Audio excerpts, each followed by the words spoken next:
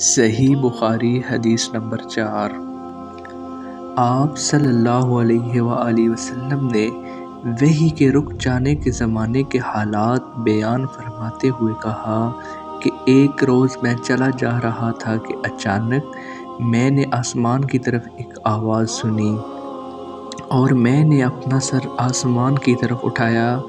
کیا دیکھتا ہوں کہ وہی فرشتہ جو میرے پاس غار حرا میں آیا تھا وہ آسمان و زمین کے بیچ میں ایک کرسی پر بیٹھا ہوا ہے۔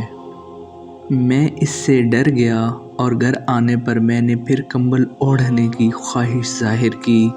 اس وقت اللہ پاک کی طرف سے یہ آیات نازل ہوئیں: اے لحاف اوڑھ کر لیٹنے والے، اٹھ کھڑا ہو اور لوگوں کو عذاب الہی سے ڈرا، اور اپنے رب کی بڑائی بیان کر، اور اپنے کپڑوں کو پاک صاف رکھ اور گندگی سے دور رہ۔